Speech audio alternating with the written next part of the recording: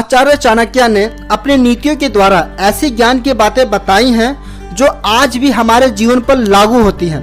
जो लोग चाणक्य नीति को मानते हैं वह अपनी लाइफ में सुख और सफलता जल्दी प्राप्त करते हैं। आचार्य चाणक्य के अनुसार हमारे लिए हमारा स्वास्थ्य सबसे बहुमूल्य वस्तु है। इसका किसी भी चीज के साथ समझौता नहीं किया जा सकता। चाणक्य कहते हैं स्वस्थ व्यक्ति मुश्किल काम को भी आसानी से कर सकता है, वही खराब स्वास्थ्य वाला व्यक्ति उस काम को करने में सक्षम नहीं होता। आचार्य चाणक्य ने अपनी नीति में बताया है कि हमारे लिए नहाना बहुत जरूरी है। अधिकतर लोग सुबह उठने के बाद नहाते हैं, लेकिन इसके अलावा और भी 4 ऐसी परिस्थितियां हैं जब हमारे लिए नहाना जरूरी होता है, जो हमारे स्वास्थ्य के लिए अच्छा है और हमें बीमारियों से बचाता है। आइए जानते हैं वो 4 परिस्थितियां जिसको करने के बाद हमें नहाना चाहिए, चाणक्य नीति के द्वारा जो बताया गया है। पहली परिस्थिति है शरीर पर तेल मालिश करने के बाद हमें नहा लेना चाहिए।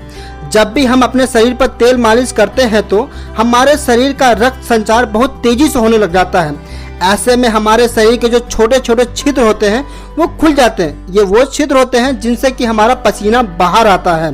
तेल मालिश करने के बाद इन छिद्रों से मैल के रूप में गंदगी बाहर निकलने लग जाती है। इस गंदगी और मैल से बचने का आसान उपाय है कि हमें तुरंत तेल मालिश करने के बाद नहा लेना चाहिए। दूसरी परिस्थिति होती है शव यात्रा या शमशान घाट से लौटने के बाद हमें नहा लेना चाहिए। शव यात्रा मौत की निशानी होती है, ये बात हम सभी जानते हैं। एक लाश के साथ जाने पर उस शव यात्रा के आसपास माहौल दूषित हो जाता है। शमशान घाट का वातावरण भी दूषित ही रहता है।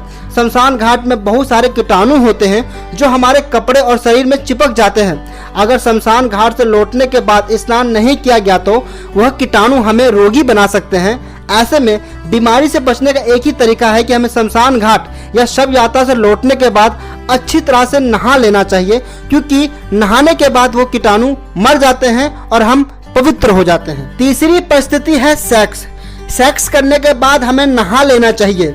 जब भी महिला और पुरुष सेक्स करते हैं तो वह दोनों ही अपवित्र हो जाते हैं।